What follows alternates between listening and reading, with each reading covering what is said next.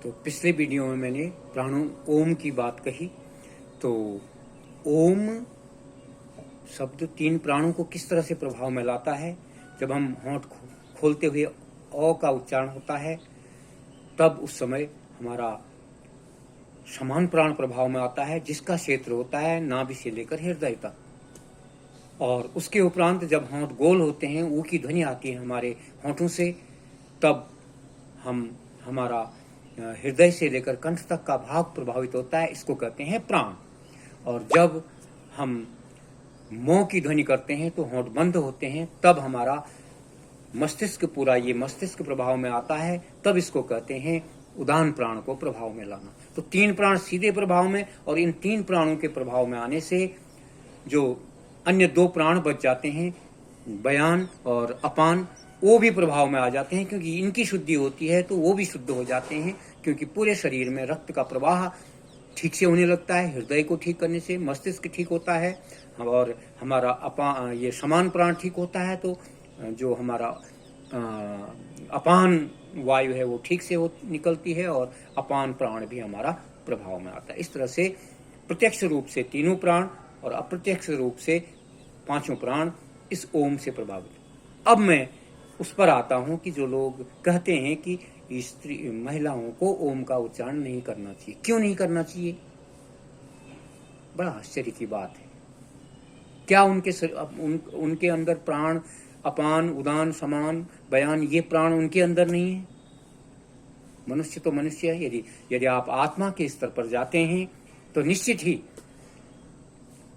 आपको लगेगा कि वहां पर भेद नहीं होता है। भेद कहाँ होता है?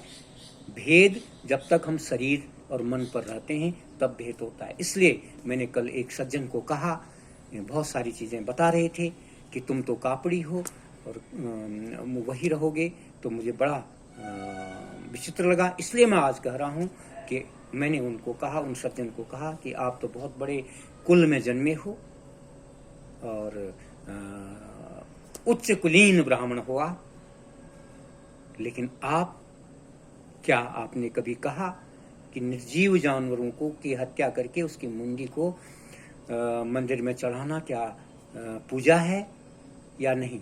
उसका उत्तर दो। कल मैं एक फेसबुक में एक नेपाल का एक जघन्य अपराध देख रहा था। मैं अपराध की श्रेणी में लाऊंगा, हत्या की श्रेणी में लाऊंगा इसको। एक बहुत बड़ा भैंसा, उस पर पता नहीं कितने तलवारों से मार रहे हैं।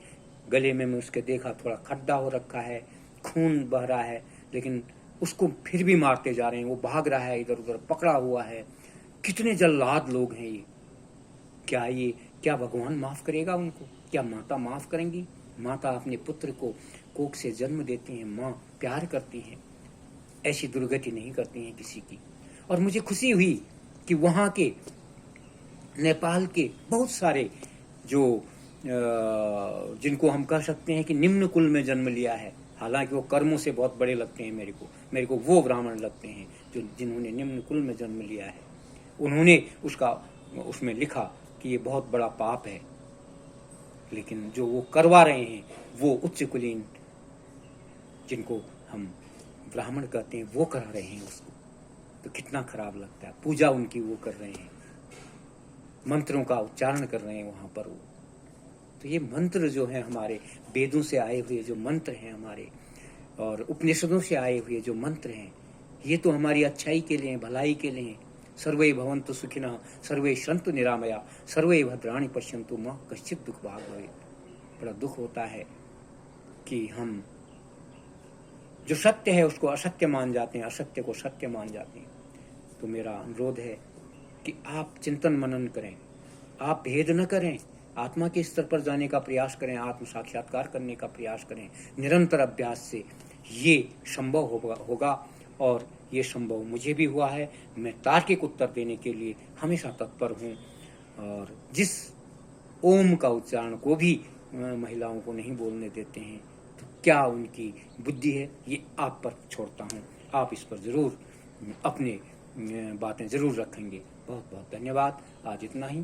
थोड़ा सा मैं प्राणायाम और कर लेता हूँ, क्योंकि रोज का ये निरंतर का अभ्यास है। आज मैं बहुत दूर अपने हूँ तो उत्तराखंड में ही, लेकिन अपने ज़िले से कुछ दूर हूँ। जो भी मेरे अपने प्रिय हैं और मेरे आलोचक भी हैं, उनके लिए भी प्रार्थना करता हूँ कि उन सबको सन्मति परमात्मा प्रदान करे, उन सबको सद्बुद्धि दे और सत्कर्मों के साथ इस भवसागर से पार होने का उपाय सबको प्राप्त हो। उस ईश्वर की कृपा सबको हो, सबके अंदर बुद्धि, अच्छी बुद्धि हो। बहुत बहुत धन्यवाद।